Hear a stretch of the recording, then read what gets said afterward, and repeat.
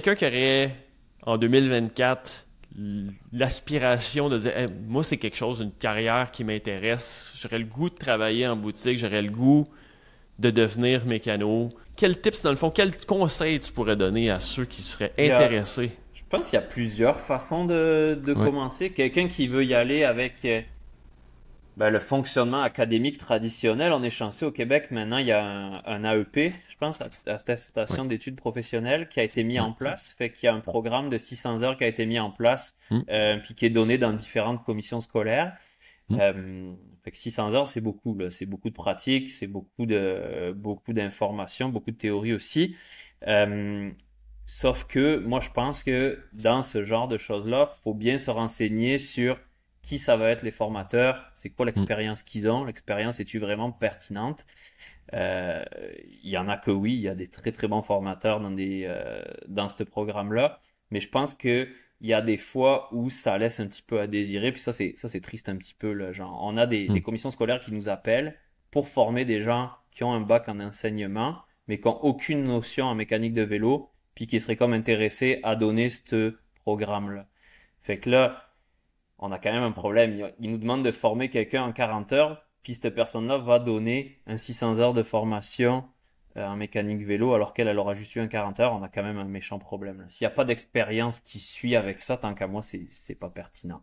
Fait que, il- de ce côté-là, la formation académique, je trouve que c'est une très bonne chose quand on a les bonnes personnes en Ouais. place pour donner cette formation-là. Mm. Après ça, ben moi je pense qu'il n'y a rien qui remplace de l'immersion en shop, là, de l'immersion dans un atelier. Puis ben, de bien choisir l'atelier où on essaye de rentrer comme employé pour s'assurer qu'on a des bons mentors. Je pense que et toi et moi on a été chanceux là-dessus. Je pense qu'on a eu des super bons mentors puis que ça nous a beaucoup aidé au départ. Euh, Malheureusement c'est pas tout le monde qui a cette chance-là.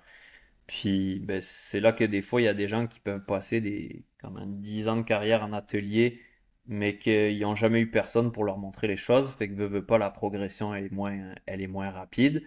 À moins que la personne soit vraiment curieuse, débrouillarde, puis qu'elle soit capable d'aller chercher justement l'information directement avec les compagnies. Mais c'est sûr, ça va tout le temps être un petit peu plus long que quand on a quelqu'un d'expérience à côté à la journée longue qui va pouvoir nous aider quand on est comme bloqué sur quelque chose.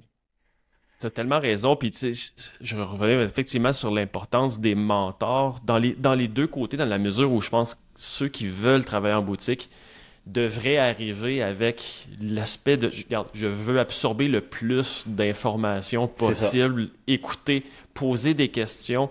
En bon québécois, être fatigant, Vraiment. pratiquement à poser, là, Vraiment. c'est ne pas penser qu'on le connaît, qu'on connaît ça, justement. Et, mais il faut qu'il y ait des personnes Mais réceptives à ça aussi. c'est ça qui est compliqué. Puis je Oui. rajouterais même que, tu sais, c'est pas juste les gens qui viennent de commencer, là. Tu sais, même moi, là, je le vois, là, dans les formations, des fois, du monde qu'on forme, qui ont jamais fait de mécanique, mais on apprend des trucs de tout le monde, Mm. là, peu importe le niveau d'expérience, peu importe l'âge de la personne. Tu sais, comme, dans la mesure où, justement, on est ouvert à ça, à comme poser les questions, puis regarder, être attentif aux différentes choses qui se passent autour de nous, c'est sûr qu'on va progresser plus rapidement, là. Puis, moi, je Puis le vois, là. Il toujours y a des rester fois, critique par des, rapport et se c'est remettre en ça, exact. question Se parce remettre en que des question fois, tout le temps, hein.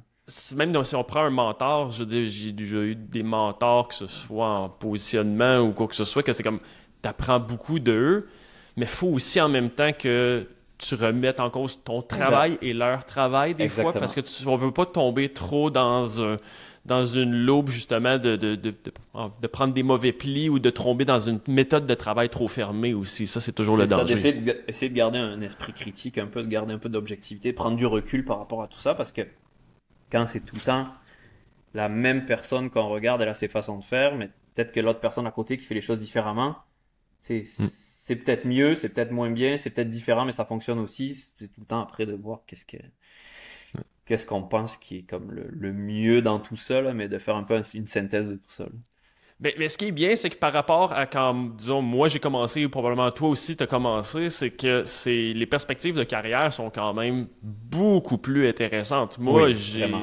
quand j'ai commencé, c'était presque une question, ben, regarde, j'aime ça, je sais que je vais probablement être pratiquement pauvre pour le reste de ma vie, c'était finalement pas avéré être le cas, heureusement, parce que ça l'a changé. Mais c'était pratiquement ça, les Mm. perspectives à l'époque. C'est comme, si tu Ah, c'était un choisis métier cette de carrière-là, passionné, c'était vraiment clairement un métier de passionné. Puis là-dedans, on en avait, moi je me rappelle là, les ateliers, le premier atelier où j'ai travaillé à Montréal, j'avais des gens que ça faisait 25 ans qui étaient dans l'atelier, puis c'était pas, il y avait de la misère à joindre les deux bouts là, c'était pas, ouais.